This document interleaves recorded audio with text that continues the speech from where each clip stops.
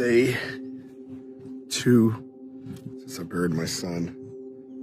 My son died from the coronavirus, as I mentioned, but not in the way you think. The human condition is not to be socially isolated. And I heard someone say, well, it's like summer for these kids. It's not like summer for these kids. It's just not.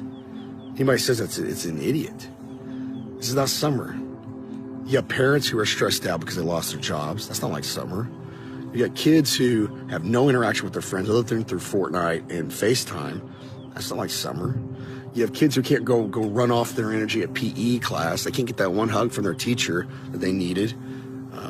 There's social and emotional challenges beyond comprehension. And we're only going to begin to understand the effects, and it will be incredibly hard to track and incredibly hard to prove my thesis because the network effects of how this all happened, the butterfly effect, is too complicated.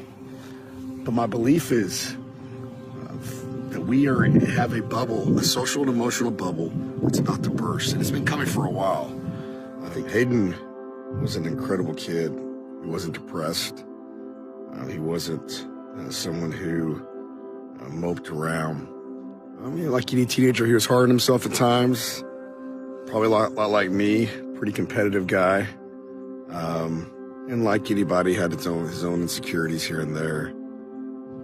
My son, the story behind my son, for those who want to know, back in December, he got a brand new monitor for Christmas. That's what he wanted. He was a big time gamer, and I got nothing wrong with gaming. That's what he wanted to play Fortnite. He's an incredible Fortnite player, one of the top for his age in the country.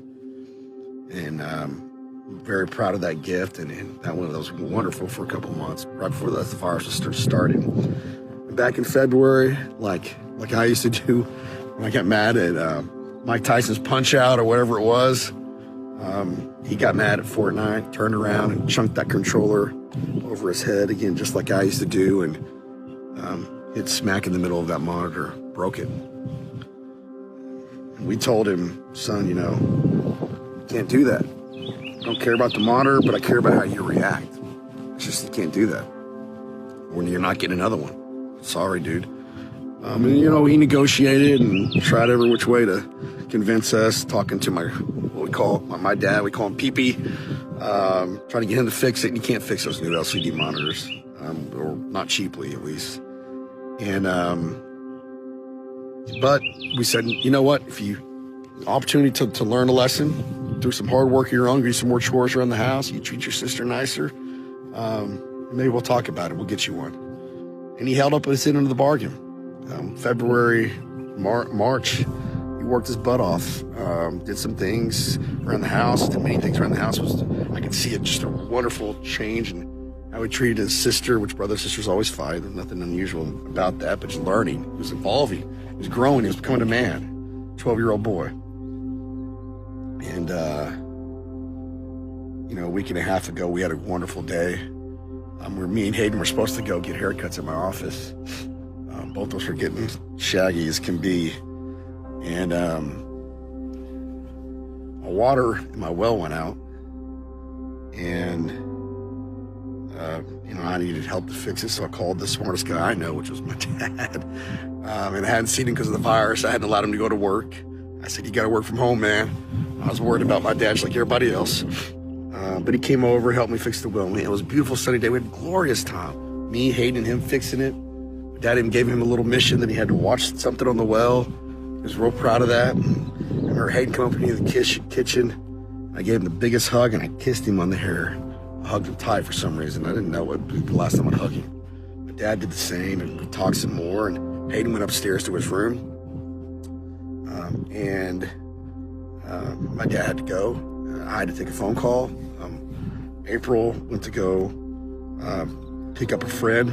The social isolation, we kind of reached a point where we felt like it was counterproductive. So we're going to let her have her friend spend the night, and they were going to get some food. My dad left, April left. I went into my room real quick. Just my little daughter, me, and Hayden were at home. I took a call. It took about 25, 30 minutes. Walked outside, and my 8-year-old daughter came down the stairs and said, Hayden hung himself. And I ran upstairs. tried. I want nobody ever to see what I saw, to feel this pain. I want nobody.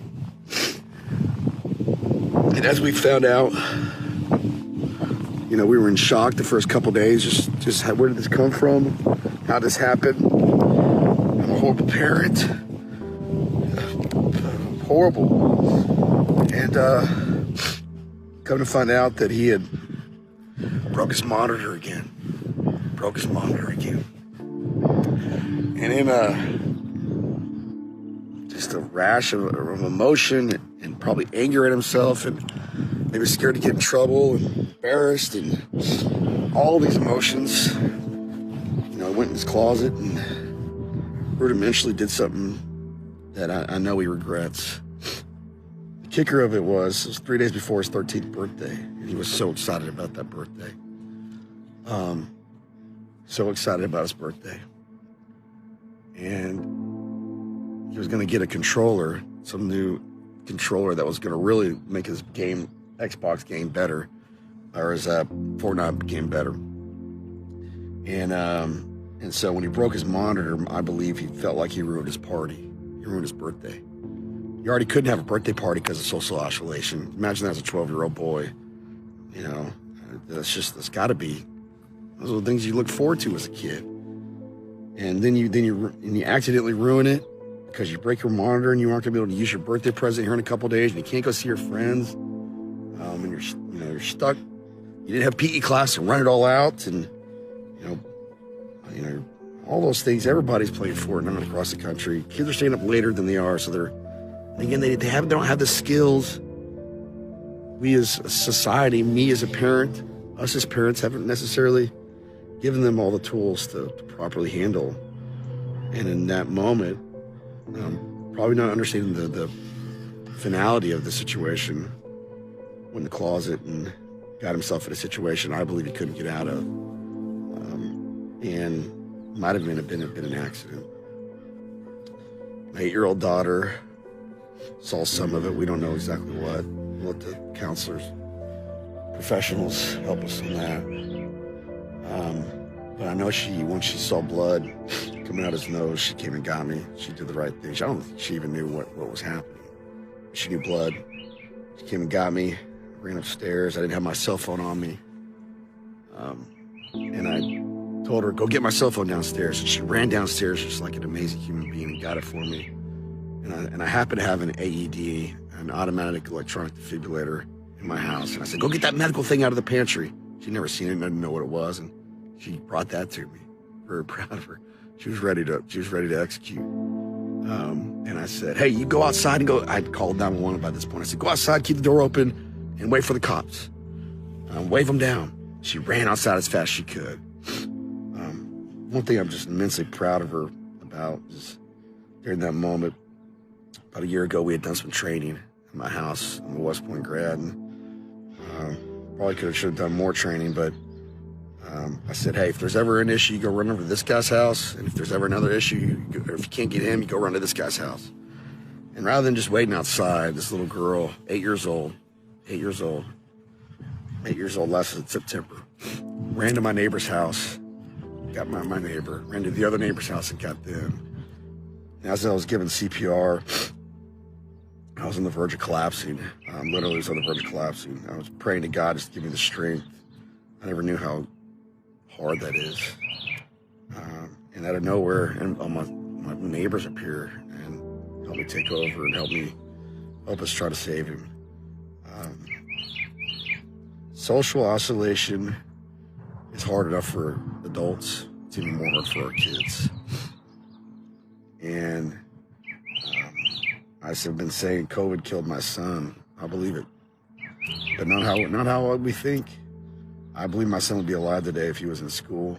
And that's not to discount the massive suffering around the world around this virus. I thank you all for listening to me. I need to get this off my chest. I'm now one of Hayden's soldiers, who is a soldier of God. And what's a horrible tragedy, I'll be damned if I don't make this a little bit better. And politicians, for those of you who made the decisions you made, I know you're not perfect, but there's got to be accountability. And not accountability like I'm doing it in a bad way. Accountability in what's legally right, my rights as a citizen, which is to speak out, which is to influence change.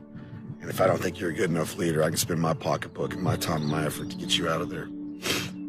I don't want my son, his memory, to be the last mistake he ever made. Nobody wants that. I don't. But I want his memory to be that smile. I want his memory to be his heart, his dedication, his tenacity. And I want his memory to be that he made a big difference in the world and lit a flame, spark around the world. I love you all. Thank you all for your support. All my friends, all my family. And buddy, see you soon. Thanks, guys.